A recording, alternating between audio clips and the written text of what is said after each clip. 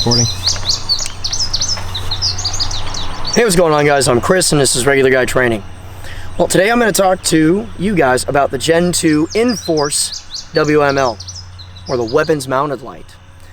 Now, this guy in particular, it came out, Christ, a couple of years ago now. I myself and a bunch of other guys that I know actually train ended up getting these pretty much right when they came out because they were improved polymers and improved switches and that kind of stuff. So let's go ahead and talk about this in detail before I really basically lay into it. Now, first and foremost, it has a momentary, okay, and it also has a click on, click off ability. And I like that because the original switch is kind of flopped around. This one locks in place. This has always been kind of goofy to me, but it kind of locks in place now versus it just kind of flopping about before. It mounts very much the same as the Gen 1. So all you do is kind of unscrew that. It rips right off. And you can mount it back up pretty much the same way. Screw it back on, that kind of thing. Now, as far as its ability to spot and flood and that kind of stuff, it's actually pretty good at that. You guys will see it here in just a second. Alright, so we're roughly 20 yards back. We got a berm that's about 30 yards long, and even though there's stuff that's going to steal a little bit of light and spill it, I mean, we can see pretty good out here. Everything that's out here is pretty good. It's got pretty good spill. Because what you can't see is that if I shine it on the center of the berm, I got everything off the edges of the berm on the left and right hand side, because the camera doesn't pick it up all that great. You know, so as far as its ability to illuminate a target, illuminate stuff on the left and right of it, and that kind of thing, it's great in that regard. So here's the thing, right? This light has excellent ergonomics. It's fantastic as far as its ability to cast light on stuff. It's got good switches. It's got good flexibility. Problem, right?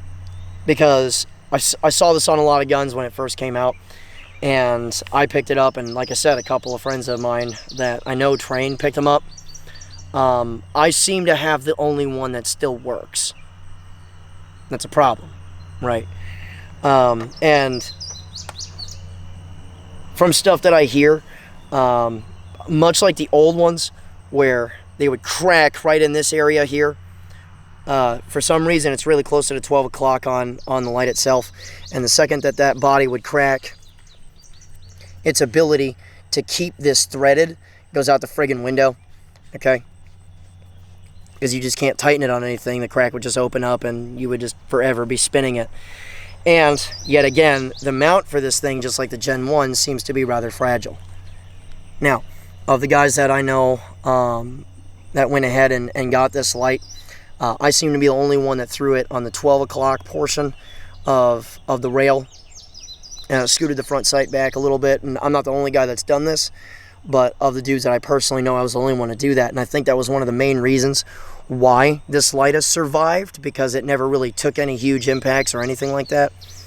But another really weird, like really goofy issue kind of came up, to where this pad over time, according to a lot of guys that I would actually trust with their opinion, if you press on this too hard, right, in some cases the light would start to spaz out, like similar to an old school Surefire Scout, where the terminals would start getting kind of wonky, to where as the light aged, you would fire a shot, and because the terminals are bouncing around and that kind of thing, it would flicker like as the action cycled on about every shot, right? This is a similar issue, only I've never heard of it not liking it when you press too hard, right? There are some light switches where over age you basically have to press hard in order to make sure that the contacts meet and all that stuff, but I've never heard of a light not enjoying how hard you press on it to make it work. Now, as I said before, this light still works. It continues to do its job. It does what it's supposed to do. But the problem is that I've seen enough of these fail to where I personally cannot recommend this individual light. And I really, really hate that fact.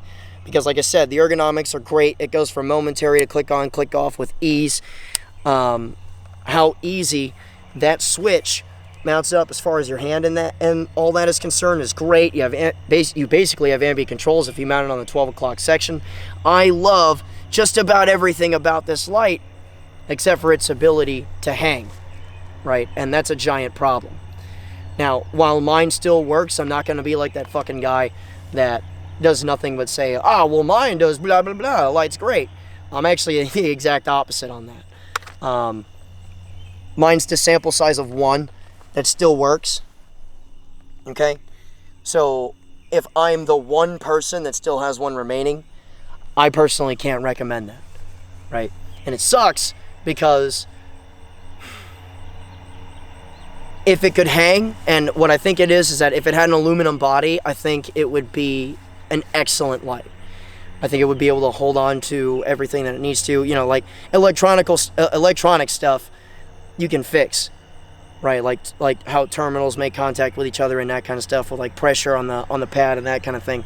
That can be fixed over time and that kind of stuff. But the mount still being weak and the ability for you to not be able to thread, or the inability for you to thread your friggin' lens because the bodies crack, it's unfortunate. And while they are really affordable and that kind of stuff, to be perfectly honest, there are just better lights out for a similar price point. And I hate doing negative reviews, right? So it kind of sucks, but it is what it is. You know, I'm not going to be the person that has a light that still works and give it a thumbs up and tell you guys to go get it, because that certainly isn't the case. So unfortunately, that's just kind of how it goes. But with that being said, guys, if you guys want to come out and train with us, schedule is up. More classes are going to get scheduled here fairly shortly, because I'm in the process of throwing up the next 12 months worth of classes and that kind of thing. So keep an eye out. I'll certainly let you guys know in video form when all the new classes and that kind of thing get put on the schedule. You know, if you want to come out and take training with us for much less, you can sign up for the $35 a month program via Patreon.